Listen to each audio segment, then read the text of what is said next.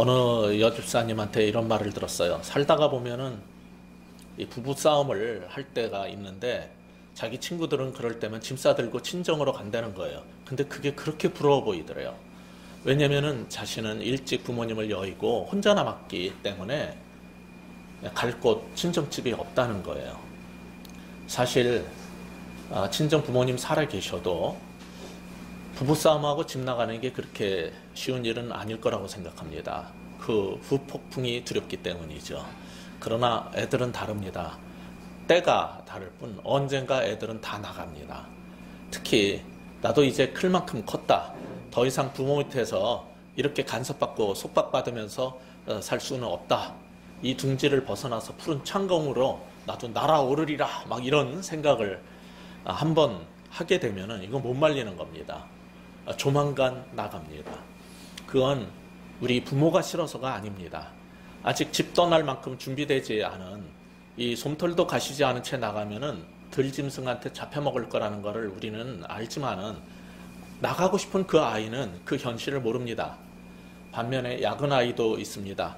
부모 품에 있으면 안전하고 고생 안 해도 되고 어미새가 먹을 걸 물어다 주니 여기가 좋사오니 하고 그렇게 사는 애들도 있을 겁니다. 자식들도 다 자기 나름대로 계산이 있는 겁니다. 그래서 행동하는 겁니다. 오늘 본문 비유에 나오는 아버지에게는 두 아들이 있었어요. 그 두 아들도 어느 집이나 마찬가지로 똑같지 않았어요. 어쩌면 그렇게 생각하는 거, 행동하는 거, 태도들이 다른지 모릅니다. 자, 우리가 아까 읽었지만 11절 보시면 또 이르시되 어떤 사람에게 두 아들이 있는데 12절에 그 둘째가 아버지에게 말하되 아버지여 재산 중에서 내게 돌아올 분깃을 내게 주소서 하는지라. 아버지가 그 살림을 각각 나눠주었더니 그 후 며칠이 안 되어 둘째 아들이 재물을 다 모아가지고 먼 나라에 가서 거기서 허랑방탕하여 그 재산을 낭비하더니 이렇게 되어 있어요. 이 큰아들 장남도 있고 둘째 아들도 있는데 세상 물정 모르는 작은 녀석이 나가겠다는 거예요. 어쩌면 그 아이는 아버지 밑에서 장남인 형 아래서 벗어나고 싶었을지도 모르겠습니다. 근데 그냥 나가겠다는 게 아니었습니다. 아버지 돌아가실 때 어차피 물려주실 재산 지금 미리 좀 주세요 라고 요구를 한 겁니다. 이게 말이 됩니까? 아버지 생각에는 내가 아직 팔팔한데 내가 죽으면 물려줄 그 유산을 미리 달라니 그건 말이 안 되는 거죠. 동네 노인정에 가서 물어보세요. 친구 할머니 할아버지들이 다 똑같이 말합니다. 자식이 달란다고 미리 주면은 절대로 안 된다. 그리고 나면 팽당한다. 찾아오지도 않고 인사하러도 안 온다. 다 그러면서 절대로 죽기 전에 미리 주면 안 된다라고 입을 모아서 말한답니다. 구약의 외경으로 우리 보는 이 39권의 성경 외에 다른 외경이라는 책도 있는데 시락서라는 데가 있어요. 거기 33장 19절 이하에는 이런 말이 나옵니다. 당신이 살아있는 동안 당신을 좌우할 만한 힘을 주지 말라.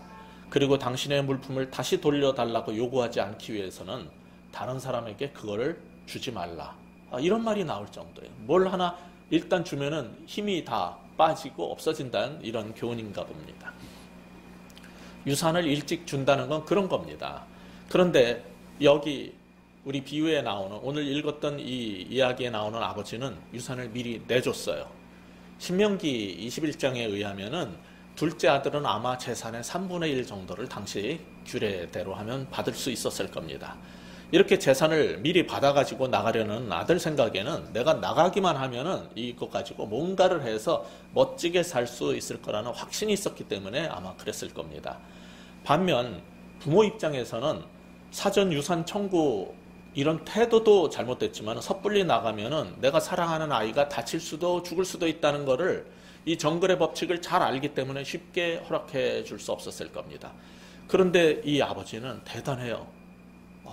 재산도 주고 그냥 나가도록 해주는 겁니다. 그걸 허락했어요. 자신의 미래의 상속분을 미리 받자 작은 아들은 그 상속받은 재산을 기다렸다는 듯이 다 처분을 해가지고 며칠 만에 현금을 마련해서 금방 먼 나라로 훌쩍 떠나가 버렸습니다. 그 모습을 보고 있는 아버지의 심정은 어땠을까요? 그 좀 석별의 정이라도 좀 나누는 기간이라도 있으면 좋겠는데 성경에 보면은 그냥 13절에 며칠이 안 돼요. 그 후 며칠이 안 돼요. 떠나갔다는 거예요. 그걸 다 돈으로 바꾸고 금이나 뭐 이런 걸로 바꿨겠죠. 그러고 나서 금방 떠나가 버린 겁니다. 얼마나 섭섭했을까요? 이왕 집을 나갔으면은 좀 잘 살아주면 좋으련만, 여기 13절 후반부터 15절까지 보시면은 그렇지 못했어요. 13절 후반에 보면은 거기서 외국에 가가지고 거기서 허랑방탕하여 그 재산을 낭비하더니 다 없앤 후 그 나라에 크게 흉년이 들어 그가 비로소 궁핍함지라 가서 그 나라 백성 중 한 사람에게 붙여 사니 그가 그를 들로 보내어 돼지를 치게 하였는데, 이렇게 성경은 말합니다. 기회의 땅일 거라고 생각했던 그 나라에 가면은 뭐든지 일이 될 줄 알았겠지만은 얼마 안 가서 챙겨온 돈도 다 떨어지자 둘째는 인생의 밑바닥을 경험하게 되었습니다. 그 나라 사람 중 한 사람에게 붙어 살아야 했어요. 먹고 살려니 남들이 안 하는 3D 업종이라도 마다할 게 아니었어요. 그건 뭐였습니까? 들에 나가서 돼지를 치는 일이었어요. 유대인들에게 양을 치는 거는 말이 되는데 돼지를 친다는 건 이거는 상상할 수 없는 일입니다. 이 모세 오경의 참고석격으로 미시나라는 책이 있는데 거기에는 이런 말이 나와요. 돼지를 치는 자들에게는 저주가 임할 것이다. 돼지는요, 먹을 수도 없는 부정한 짐승이고 가까이 하거나 만지거나 그러면 안 되는 짐승입니다. 그런데 목구멍이 포도청이라 이 아이는 할 수 없이 돼지치기라도 그냥 할 수 없이 했을 겁니다. 그런데 문제가 있었어요. 이게 월급날이 아직 멀었는지 당장 먹을 게 없고 굶주린 나머지 이 아이가 어떻게 했습니까? 16절 같이 읽어볼까요? 뭐라고 나오죠? 그가 돼지 먹는 쥐염 열매로 배를 채우고자 하되 주는 자가 없느니라. 당시에 이 쥐염 열매라는 거는 돼지 먹이로나 쓰고 보통 때는 안 먹어요. 사람이 그 딱딱하고 불편해서 먹기가. 근데 기근 때나 어쩔 수 없이 먹는 이 콩깍지 같이 생긴 나무에 열리는 거예요. 큰 나무에 열리는 쥐염 열매라는 건 그 콩같이 생겼어요. 콩깍지처럼. 그거라도 좀 얻어서 먹어서 배를 채우고 싶었을 거예요. 근데 그나마 얻을 수가 없었던 거예요. 자, 이 아이는 집을 떠나고 나서 자기가 이제 계획했던 대로 뭔가를 하면 다 잘 될 거라고 생각을 했는데 어떤 처지에 빠졌어요?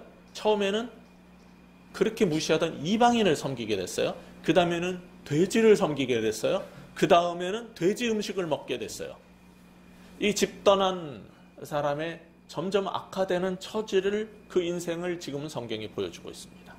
그런데 이 아이가 잘못한 게 있지만은 그렇다고 지금까지 2000년이 지나도록 사람들이 수군대면서 이 아이를 죄다 비윤리적이고 타락한 아이, 탕자라고 부르는 거는 어쩌면 이 아이는 억울했을지도 모르겠어요. 왜 모두 이 아이를 그렇게 방탕한 놈이라고 생각하게 됐냐면 13절에 한 단어 때문입니다. 어떤 단어일까요? 허랑방탕이라고 한 이 단어 때문입니다. 이 단어는 이 성경이 쓰였던 원래 원어인 그리스어로 보면 아소토스라는 단어예요. 그런데 그 뜻은 기본적으로 이 저축성이 있는 거하고 반대되는, 즉 낭비하는, 낭비성이 있는 그런 뜻입니다. 그런데 오랫동안 우리는 이 단어를 뭐로 해석을 해왔냐면은 술 퍼먹고 여자 밝히는 남봉꾼으로 이해를 해온 겁니다. 이 성경에 나오는 그리스어, 헬라어의 가장 전문적인 사전이 BDAG라는 사전인데 거길 제가 찾아봐도 그렇지가 않고, 당시 중동 문화의 전문가인 케네스 베일리 교수라는 분이 있는데 그분 역시 단 한 가지 예외를 제외하고 이 시리아나 아라비아 지역이나 그 근처 어디에서도 이 단어가 사치스런 혹은 돈 씀씀이가 해픈 이런 식으로 번역을 해왔죠. 지난 1800년간 한 번도 부도덕한 생활에 대한 어떤 힌트도 준 적이 없다는 거예요. 근데 우리는 이걸 허랑방탕이라고 번역을 해가지고 이 둘째 아이가 아주 못된 놈으로 이렇게 만들어버린 거예요. 그렇게 해석한 것은 우리 개신교가 속해 있는 로마 가톨릭, 개신교하고 로마 가톨릭을 교회사에서는 서방교회라고 그래요. 그런데 그 이태리 반도의 동쪽에 그리스 반도가 있죠. 근데 이 그리스 정교회나 러시아 정교회, 발칸 반도 쪽이나 이런 쪽을 이제 동방교회라고 합니다. 근데 이 동방교회에서는 그렇게 이해해 오지 않았어요. 지난 2000년간. 그냥 원어의 뜻대로 이 둘째 아이는 돈 씀씀이가 해픈 낭비병이 있는, 즉 어리석은 아이다, 이렇게 생각을 했지, 한 번도 그들은 거기 주석은 2000년 전부터 계속 조사를 해봐도 이 방탕한 삶을 사는 아주 비윤리적인 그런 걸로 해석하지 않았어요. 그런데 우리 개신교하고 이 서방교회들이 이렇게 둘째 아들을 부도덕한 놈으로 보게 만든 또 하나의 이유가 있습니다. 30절에 보면은 무슨 얘기가 나와요? 한번 찾아서 거기 옆에 있으니까 같이 읽어볼까요? 시작. 아버지의 살림을 창녀들과 함께 삼켜버린 이 아들이 돌아오매 이를 위하여 살찐 송아지를 잡으셨나이다. 여기 뭐라 그러냐면 아버지의 살림을 창녀들과 함께 삼켜버렸대요. 근데 이 둘째 아들이 쓴 게 아버지 살림입니까? 지 재산입니까? 이것도 잘못된 말이에요. 아버지 재산을 삼켜버린 적이 없어요, 얘가. 유산을 아버지가 미리 줬기 때문에 이제는 내 재산을 쓴 거예요. 그 다음에 창녀와 함께 먹었다. 이거는 이 아들이 먼 나라로 갔는데 쫓아가서 본 적도 없고 요즘처럼 인터넷으로 조사한 적도 없을 거예요. 이거는 자기 동생이 미워가지고 화가 난 형이 고발하는 얘기지, 이건 증거 부족으로 만약에 요즘에 그래서 영장을 청구하면은 법원에서 안 내줄 겁니다. 그러면서 뭐라 그럴 거예요? 다툼의 여지가 있다. 이러면서 영장을 안 내줄 겁니다. 그 말은 모든 데다 쓸 수 있는 좋은 말인 것 같아요. 하기 싫은 건 다 다툼의 여지가 있다. 그러면 다 끝나.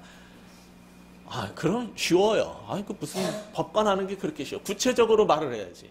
다 다툼의 여지가 있다. 어디나 다 그 얘기를 쓰더라고요.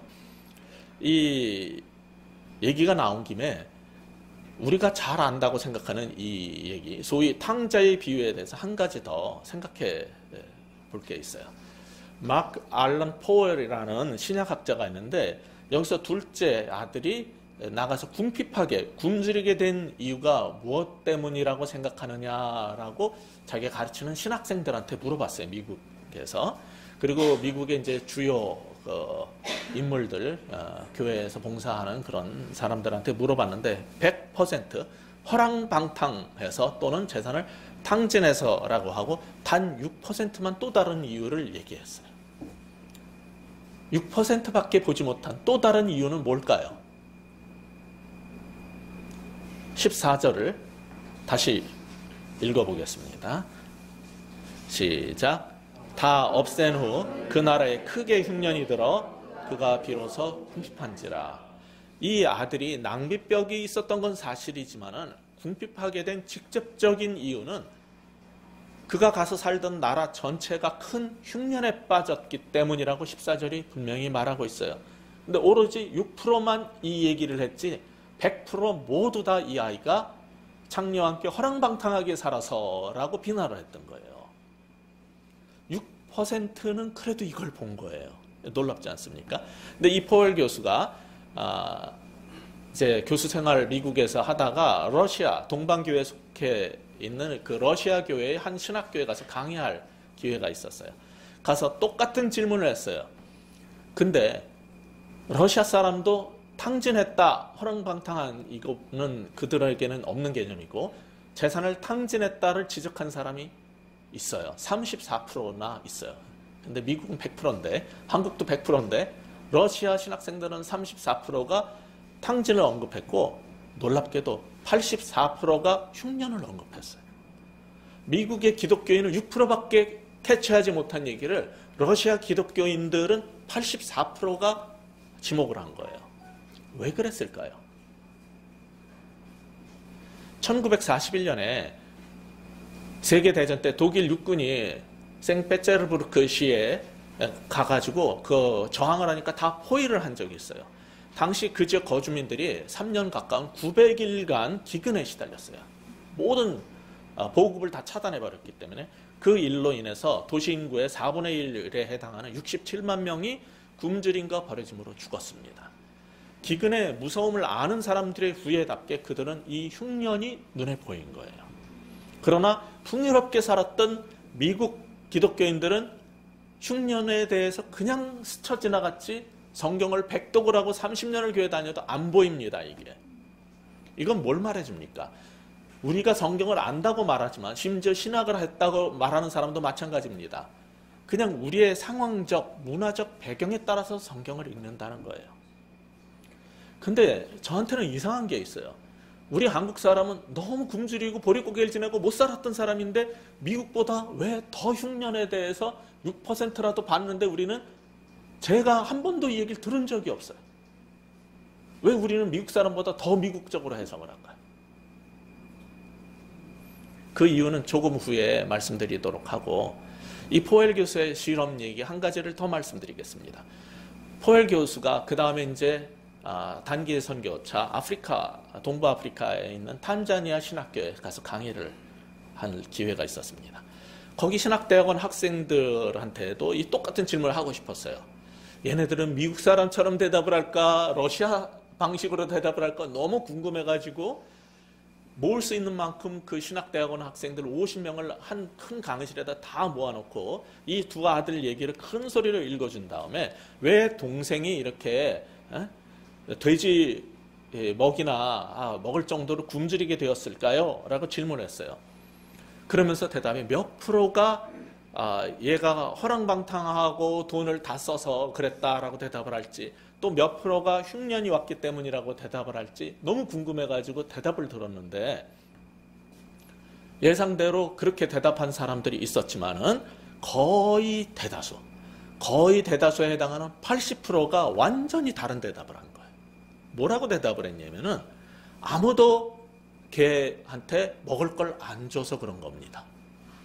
80%가 너무 예상 외의 대답을 한 거예요. 우리가 조금 전에 14절에 그날에 크게 흉년이 들어라는 부분을 이제 겨우 주목했는데 16절을 보세요. 그가 돼지 먹는 주염렬 배를 채우고자 하되 그 다음에 뭐라고 써 있어요? 주는 자가 없느니라. 써 있잖아요, 성경에. 근데 아무도 미국, 한국, 러시아 아무도 안 봤던 이 얘기를 아프리카 탄자니아 신학생들이 얘기를 한 거예요. 이 아이가 이렇게 굶주리게 된 건 아무도 먹을 것을 주변에서 안 줬기 때문이라는 거예요. 그건 아주 나쁘다는 거예요. 잘못됐다는 거예요. 사실 이거는요, 하나님 나라의 이해가 있으면은 받아들일 수 있지만 하나님 나라의 이해가 없는 사람은 이걸 이해할 수 없어요. 이 16절의 이 얘기를. 눈에 안 들어옵니다. 아무리 읽어도 어떤 목사님이 2000년간 설교를 해도 이거에 대해서 주목해서 제대로 설교하신 분이 거의 없을 거예요. 여러분 들어본 기억이 거의 없을 거예요. 본문의 이 이야기는 아버지의 집을 먼 나라, 그 둘째가 간 그 먼 나라하고 지금 대조를 하고 있는 거예요. 아버지의 집은 예수님의 말씀이라는 생명의 양식이 있고 하나님이 계신 나라고 그 나라는 유대인들이 원래부터 살아왔던 것처럼 나그네에 대한 배려가 있는 집안이었어요. 반대로 그 먼 나라는 이기적이고 가난하고 굶주린 사람을 배려하지 않는 그게 바로 이방 사회라는 거예요. 이 비유를 들은 예수님 당시의 유대인들은 이 나그네한테 먹을 것도 하나도 주지 않고 굶게 한 그 사회에 대한 얘기를 듣고 진짜 이방 나라는 못되네 충격을 받았을 겁니다. 그런데 우리와 달리 아프리카 탄자니아 사람들만이 이거 80%가 이걸 인식을 한 거예요. 어떻게 그게 가능했을까요? 생각해 보세요. 아프리카 사람들은 대부분 사냥을 해서 먹고 살거나 일부 농사를 지어서 곡식을 얻었어요. 근데 이 사냥이라는 게 아무리 능숙한 마사이 전사들이 나가서 사냥을 해도 잡을 때가 있지만은 못 잡을 때도 있는 겁니다. 누구는 잡아서 돌아오지만 누구는 못 잡아서 돌아와요. 농사라는 게 거기에 또 가뭄이 들면은 그리고 농사 망치면은 곡식을 못 얻는 거예요. 그러면 어떻게 살았냐면은 아프리카 사람들은 부족 단위 마을 공동체 단위로 살았어요. 그러니까 함께 사냥을 나가서 잡아오면은 못 잡은 가족들과 모든 사람들 마을에 어린애부터 할아버지 할머니까지 다 모셔놓고 같이 나눠 먹고 살았어요. 농사를 짓다가 한 집에서 농사가 흉년이 되고 망하면요 다른 사람들이 먹을 걸 제공해서 공동체 마을이 같이 살아왔어요. 그렇기 때문에 그들은 그게 당연한 거였어요. 그렇게 안 하는 게 이상한 거예요. 그건 나쁜 놈들이에요. 그들의 공동체적 의식에 의하면은. 게다가 아프리카가 경제적으로 어려우니까 근대에 있어서는 서방 나라의 원조를 받아가지고 살아왔어요. 그래서 그들은 그걸 어떻게 보면 당연하게 여겼어요. 우리 아프리카 대륙에 흉년이 들면은 다른 농사 잘 되는 데서 주는 건 당연하게 여겨왔어요. 왜냐면 자기네들이 항상 그렇게 베풀면서 나눠 먹으면서 살아왔기 때문에. 그러니까 그들은 여기에서 이 아이가 굶주리게 된 이유는 흉년인데 도와주지 않은 이웃 사람들이 문제라는 거예요. 전혀 예상치 못했던 대답을 한 거예요. 그러나 우리처럼 이기적이고 개인주의적인 사람들은 이 비유의 핵심을 놓칠 뿐만 아니라 러시아나 아프리카 사람들이 읽어낸 것을 전혀 읽어낼 수 없고 미국 사람보다 더 미국적인 해석을 하면서 신앙생활을 하는 거예요. 그렇다면 이 얘기를 본질을 정확히 이해를 하게 된다면 이 얘기를 통해서 예수님께서 하시고자 하는 말씀이 뭘까요? 첫 번째 교훈. 집 나간 사람이라도 도움이 필요한 사람은 돕자는 거예요. 이방인이라도 나그네라도 도움이 필요한 사람은 도우라는 거예요. 근데 왜 그렇게 못 사냐는 거죠. 조금 전에 우리 한국 기독교인들은 미국 사람보다 더 미국적으로 흉년에 대한 언급조차 놓치고 있는 이유가 뭘까 물었습니다.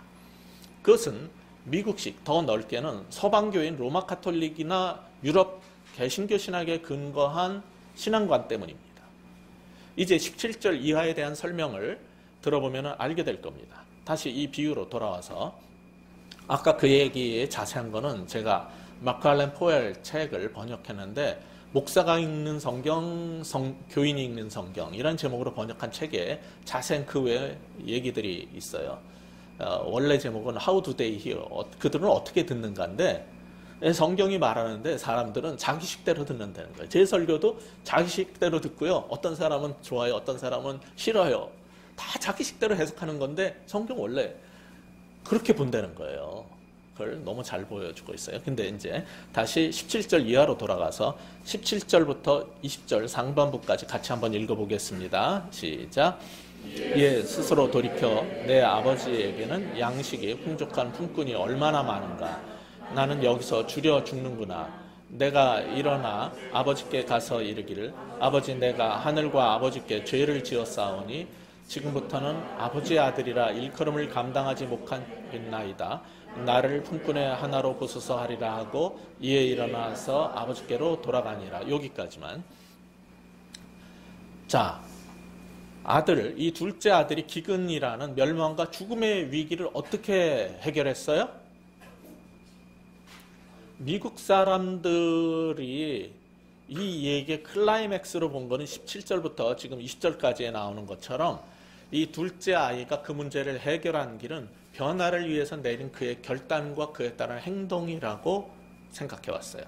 탕자는 그저 돼지 우리에 앉아서 누군가가 와서 자신을 구해줄 것을 기다리고 있지 않았어요. 17절에 있는 것처럼 이에 스스로 돌이켜. 그리고 20절에 보면 이에 일어나서 아버지께로 돌아가니 이 구절에서 답을 찾을 수 있었어요. 만일 그가 그렇게 하지 않았다면 아무런 변화도 일어나지 않았을 것이므로 본문의 강조점 이 아들의 회개, 즉 개혁, 리폼에 있다라고 주장을 하는 겁니다. 우리 모두 그렇게 배워왔어요. 모두 그렇게 배워왔고 그런 목사님한테 설교를 들어서 다 그렇게 한국 교인들은 알고 있어요. 성경 해석 훈련이 된 사람이라면 조금 더 이 부분을 신학적으로 설명할 수 있습니다. 이 이야기 문맥 속에서 보세요.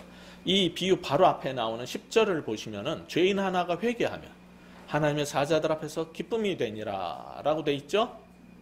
그리고 이 비유가 지금 우리가 읽은 두 아들 얘기, 집 나간 탕자 얘기는요.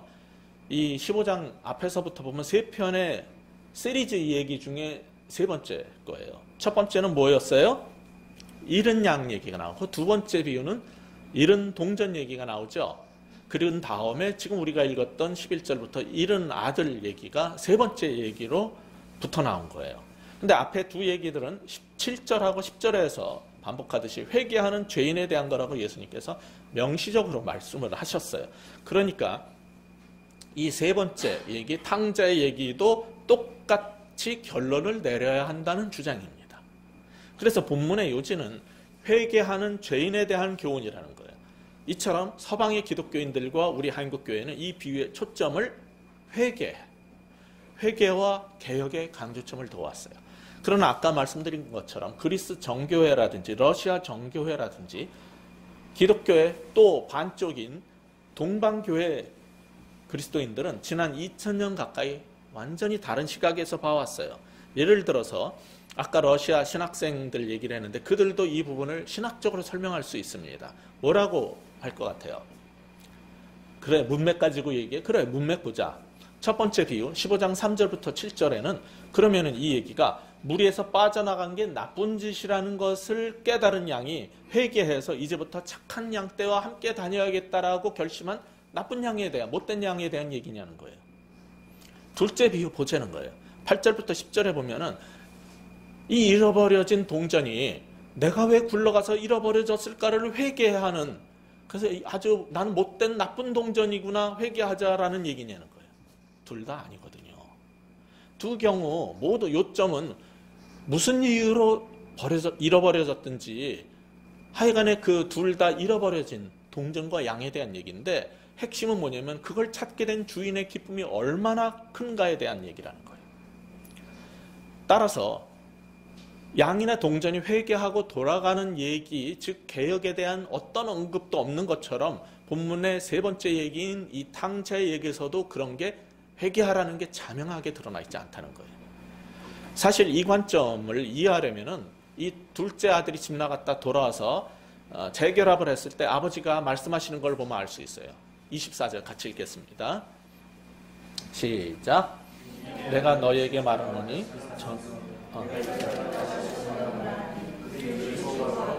내가 잃었다가 다시 얻었노라. 이 아들은 첫째 뭐로 봤어요? 죽었다가 살았고 또한 잃었다가 다시 얻었다. 이렇게 돼 있잖아요. 이 말뜻을 정확히 이해하기 위해서는 그리스어 원문 성경이나 적어도 NIV 영어 성경처럼 정확하게 번역된 성경을 보면 더 잘 알 수 있어요. 우리말에는 내가 잃었다가 다시 얻었노라 이렇게 돼 있는데 여기 원문을 영어로 번역하자면 He is found, 발견되었노라 수동형으로 되어 있어요. 즉 성경의 강조점은 탕자가 스스로 회개해서 돌아왔다는 게 아니라 아버지가 집 나간 아이를 찾았다. 그 아이가 돌아오는 것을 발견해서 먼저 뛰어가가지고 데리고 왔다는 얘기에 핵심이 있다는 거예요. 그래서 He has been found 이렇게 번역한 성경도 있어요. 대부분의 영어 성경은 다 수동형으로 돼 있어요. 그 아이를 찾은 건 누구냐면 아버지라는 거예요. 그 아이는 아버지한테 찾아졌다는, 발견됐다는 거예요. 근데 우리는 뭐만 강조했냐면 아이가 스스로 회개했다는 것만 강조하면서 회개하라를 외쳤지 아버지가 이 아이를 찾았다는 거를 인식하지 못해왔던 거예요. 그러면 이 얘기의 강조점은 탕자의 회개도 있겠지만은 더 중요한 거는 아버지의 사랑과 은혜라는 거죠. 게다가 아버지가 큰아들이 투덜투덜 대니까 내 동생이 스스로 돌이킨 것 혹은 집으로 돌아가기로 결심한 것을 경축하기 위해서 파티를 열자 이러지 않았어요. 뭐라 그랬어요? 32절에 보시면은 이 내 동생은 같이 한번 읽어볼까요? 시작. 이 내 동생은 죽었다가 살아났으며 내가 잃었다가 얻었기로 우리가 즐거워하고 기뻐하는 것이 마땅하다 하니라. 죽었다가 살아났고 내가 잃었다가 찾았기 때문에 즐거워해야 된다. 이렇게 말을 했어요. 얘가 스스로 회개하고 왔으니 얼마나 기쁜 일이냐. 드디어 얘도 회개했다. 여기에 초점이 있지 않다는 거예요. 아버지가 큰아들한테 한 얘기도 그렇고 계속 반복되는 얘기가 그거라는 거예요. 그러니까 이 얘기의 이 비유의 핵심은 집 나간 아이가 어떻게 회개했으니 우리도 회개하자 보다는 즉 이 탕자가 어떤 놈이고 가서 어떻게 돈을 다 탕진을 하고 허랑방탕하게 살아나냐, 이 탕자가 어떻게 나쁜 놈이냐가 아니고 아버지는 어떤 분이냐, 우리 하나님 아버지가 어떤 분이냐가 이 얘기를 통해서 하고 싶은 핵심인 거예요. 따라서 이 비유의 강조점은 회개와 개혁, 리폼보다는 찾아냄과 회복 리커버리에 있다는 거예요.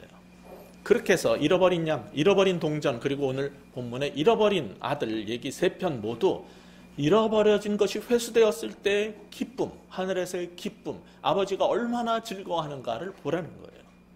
그래도 어떤 사람들은 여전히 우리는 그 둘째가 어떤 잘못을 범했다고 생각해야 되지 않을까요? 라고 꼭 물을 거예요. 제가 신학교에서 강의를 하면 꼭 그래요. 신학생들의 일부는요, 뭘 가르쳐줘도 자기가 여태까지 설교했거나 가르쳤던 거하고 다른 얘기가 나오면 끝까지 시비를 걸고 끝까지 그러는 사람들이 있는데, 교인들 가운데도 당연히 있을 겁니다. 러시아인들은 이 둘째 아이의 잘못은 그가 돈을 어디다가 어떻게 썼느냐가 아니고, 그가 돈을 다 썼다는 데 있는 것도 아니고, 이 둘째 아들의 가장 큰 잘못은 어디에 있냐면 아버지 집을 떠났다는 데 있다고 봤어요. 정확하게 봤어요. 그 말은 둘째 아들의 죄는 뭐냐면은 아버지 없이 나도 스스로 잘 살 수 있다는 self-sufficiency, 자기 능력을 의지하고 난 스스로 잘 살 수 있다는 데에 있다라고 본 거예요. 반면에 미국인들은 둘째가 창녀와 함께 방탕한 짓을 한 것은 아니더라도 적어도 얘가 돈을 낭비한 게 죄라고 보는 겁니다. 이게 프로테스탄트 경제윤리적 접근 방식이에요. 그런데 성경 전체, 성경신학적 관점에서 보면은 미국인들의 이해보다는 러시아 사람들의 이해가 더 가까워요. 성경적 개념하고. 원래 우리는 다 죄인이기 때문에 원래가 우리는 못됐어. 둘째 아들뿐만 아니라 다 우리는 못된 짓을 하고 사는 비윤리적인 사람들이에요. 그런데 성경이 말하는 가장 큰 죄는 뭐냐면은 하나님의 형상대로 지음받은 인간이 자신의 힘과 능력과 지혜로 뭔가를 하면서 하나님 없이도 살 수 있다라고 생각해서 아버지 하나님의 품을 떠나서 살려고 하는 인간의 그 자족성이 우리의 교만과 죄의 출발이라는 거예요. 그런데 아버지는 그 잃어버린 아들을 찾아내서 집으로 데려왔다는 게 이 본문의 핵심적 교훈인 겁니다. 그래서 이 본문의 두 번째 교훈은 집 나가는 아들을 찾아 나오신 아버지께 감사하라는 거예요. 이 아들이 얼마나 못됐느냐에 자꾸 관심을 갖고, 그래서 이 비유의 제목을 탕자의 비유 이렇게 하면 안 되고, 이것은 기다리시는 아버지의 비유 이렇게 제목도 바꿔줘야 돼요. 사실은 일부 책은 그렇게 돼 있는데 강조점은 여전히 탕자 얘기에 맞춰져 있어요. 아까 뭐라 그랬습니까? 집 나간 사람이라도 도움이 필요한 사람은 돕자고 그랬어요. 두 번째는 집 나간 아들을 찾아 나오시는 이 아버지께 감사하라는 거예요.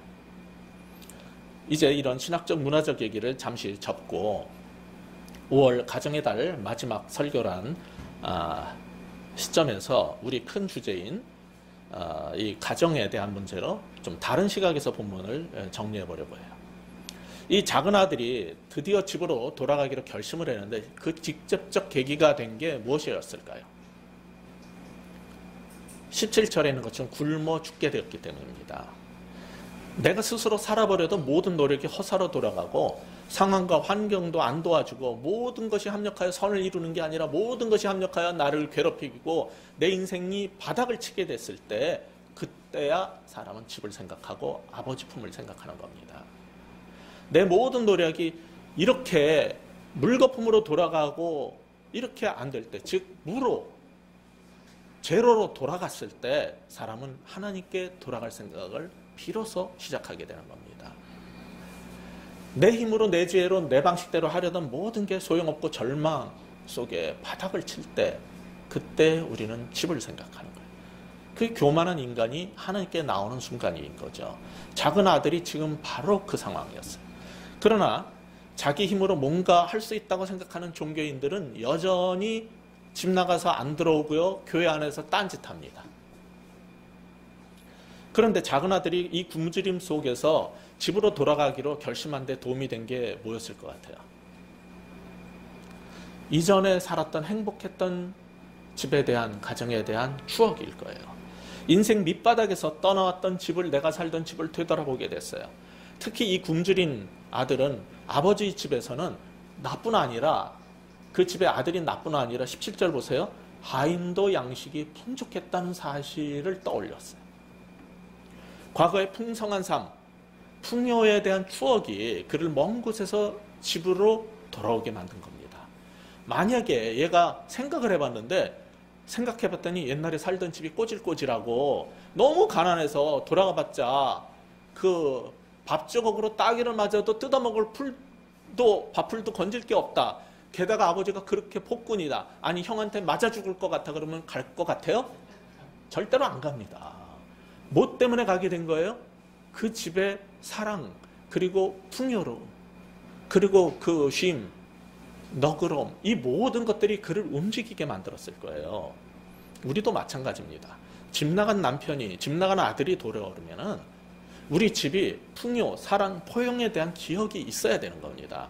흘러넘치는 뭔가가 있어야지 집 나간 사람은 돌아오는 겁니다. 그 풍요는 꼭 돈이 아니어도 돼요. 집안에 풍요로움과 안식을 주는 무엇인가가 있으면 됩니다. 그게 뭘까요? 어느 날 갑자기 외국 생활하다가 떠오르는 게 뭡니까? 마누라가 끓여주던 보글보글 그 된장찌개. 그게 떠오르면은 앞에 스테이크가 있어도 그게 먹고 싶어지고 집에 가고 싶어지는 거 아닙니까? 뭐 소고기가 많이 안 들어가도 돼요. 그냥 콩나물국이라도 괜찮아요. 근데 그게 막 김이 올라오면서 그 냄새가 떠오르는 거. 그럴 때 집에 가고 싶은 거예요.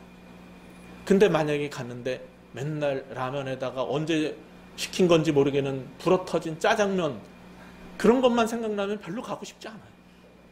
근데 뭔지 모르게 그 정성과 사랑이 담겨 있었던 그 집안의 따뜻함, 거기에다가 웃음까지 떠오른다면 반드시 집에 가고 싶을 거예요.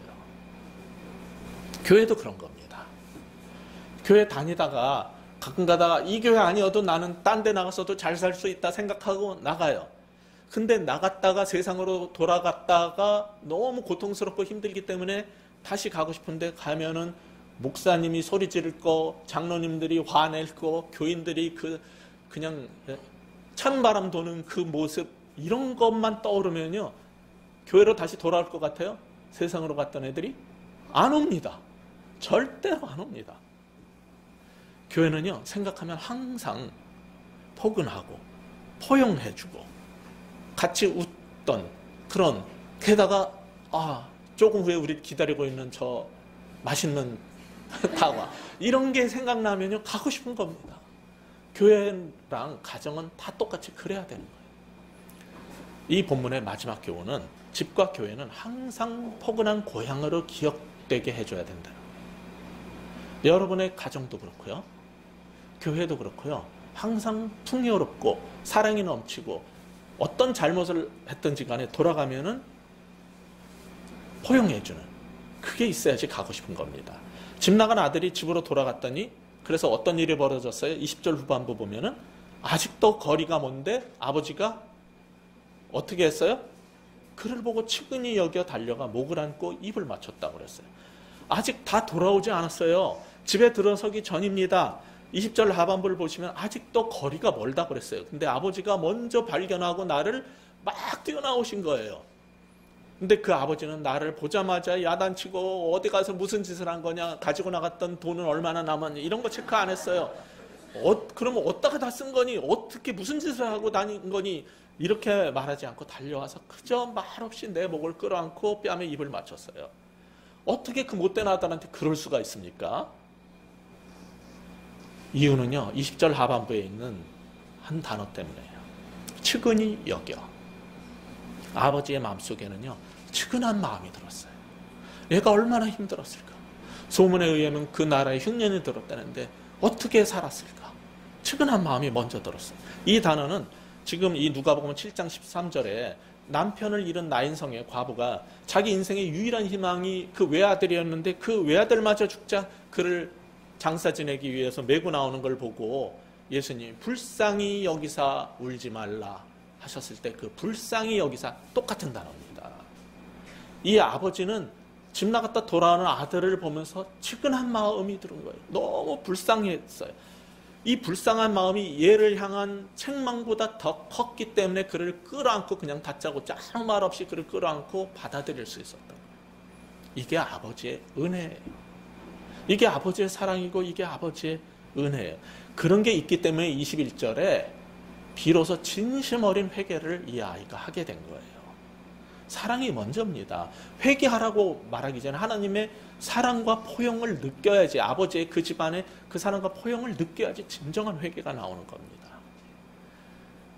그런데 그렇게 저는 아버지의 아들이라고 칭함받을 자격도 없는 놈입니다. 그랬는데 맞아, 알긴 아는구나, 이런 말을 안 하셨어요.